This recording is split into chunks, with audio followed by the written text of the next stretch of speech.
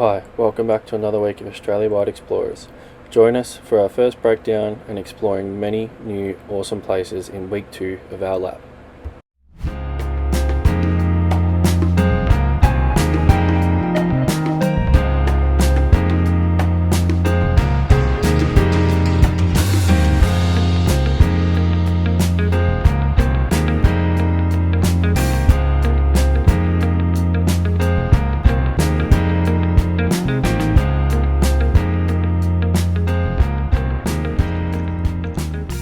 Action. Made it to Rock. We missed sunrise. We missed Just the main part, like the orange part. The hue. And now we've got it with the sun hitting it, which is pretty.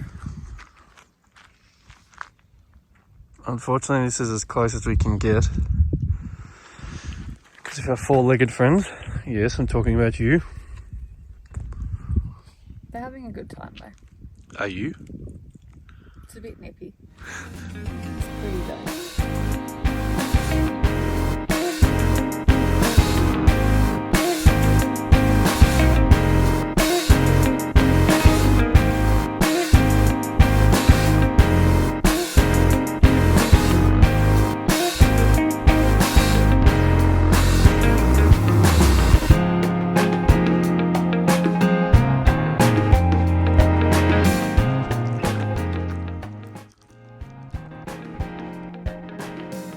Perfect.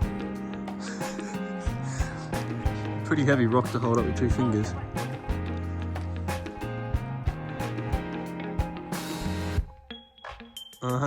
Wow, you are strong.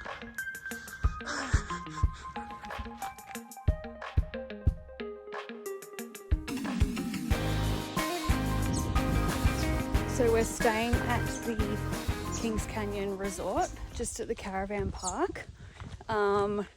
It's $70 a night for the two of us, which is steep, unpowered, but it does have water and it does have all amenities and stuff around. It is fully booked, so I think it is going to get quite busy, but it's nice to get into the nature, and the weather is just beautiful. Like, I've just got a little throwover on in my singlet, and I think this will do just fine. But the next clip you'll see is Nick doing his walk, because I'm sure he's waiting patiently for me to come back, but I just started, so I'm going to get a sweat up. Alrighty, a couple big days, just punching K's, coming up through the guts. There's not much too exciting things to do with dogs. We stayed at an overnight bush camp last night off the side of the road on the way to Uluru after the turn off Stewart Highway, maybe about an hour and a half in. Went for sunrise this morning, was a bit late, came up pretty quick, and I was actually an extra half an hour back from what I thought I was. We went and saw it, we had a squeeze. You can't get too close with the doggos. Went and saw that. Now we've gunned it up to Kings Canyon, set up at the caravan park. Annalise just came and did a hike here. I'm now going to do my one as well, because it's only 10 minutes down the road. Annalise did what was meant to be a 1 hour return hike, and she did it in 10 minutes. So I think I'm going to do, it says it's 6 to 7 hours, but the old couple next to me at the caravan park said they did it in 2. So if they can do it in 2, I reckon I can do it in an hour and a half. Hope I don't shoot myself in the foot there, but we'll see how we go. Hopefully get some cool footage. And then we'll punch back to camp and get dinner on the go.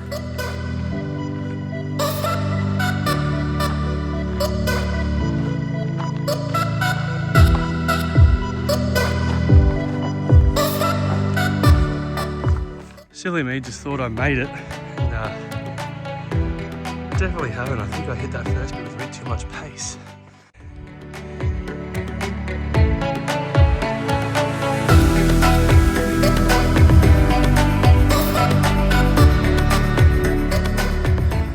Ended up finishing the hour walk in 20 minutes, so I was like, stuff it, I'm climbing for the 4-hour one.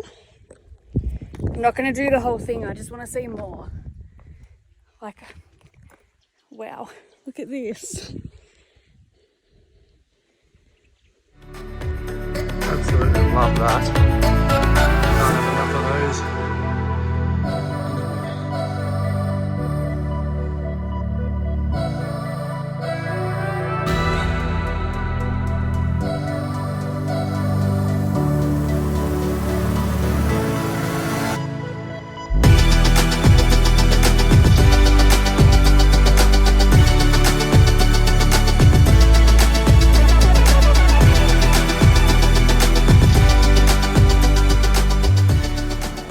I was at about the 2K mark where I came to the conclusion that I should have paid $300 for a helicopter ride.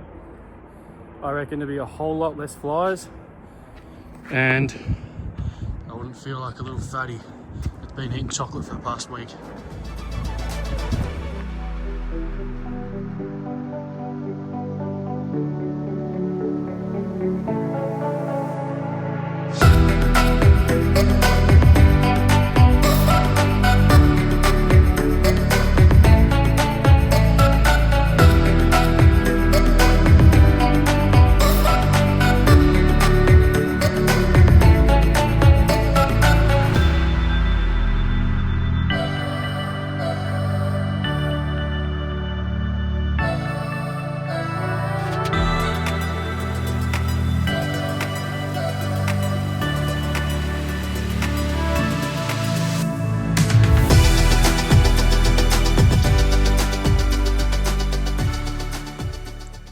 Falling from the Kings Canyon could result in serious injury or death. Yeah, I don't disagree.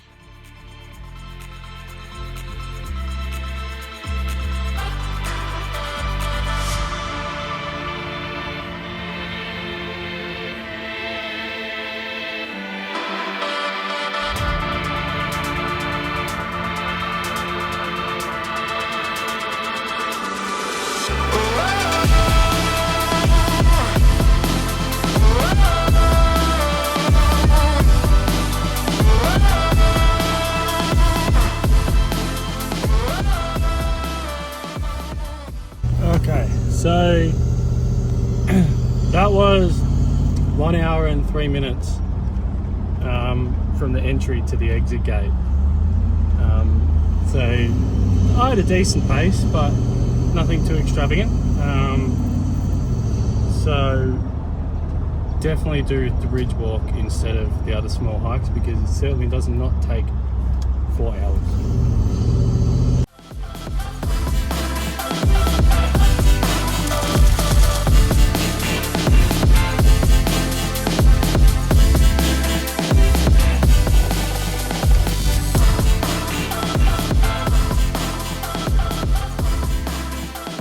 We are about to start the Mereenie track, which is just out of Kings Canyon, and it takes you through to the McConnell Ranges loop.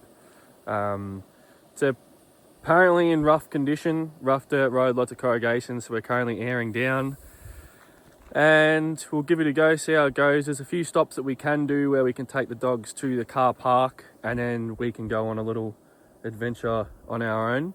And go, I think there's like a meteorite site and a few other little things that you're allowed to park in the car park with the dogs, but we'll see, check the signs when we get there and see how we go. Anything to say? Nah, just cold. You're always cold. It was a nice night at the Kings Canyon resort though. They had like a light show kind of thing. They have these like colourful lights, so we just went and sat on the sunset bar and, you know, met some people, and yeah, everyone there was so nice. So it was nice to finally start seeing people because we've been staying at more free camps off the side of the road. You don't really meet anyone. So yeah, we made some new friends, and the pups made some new friends. So yeah.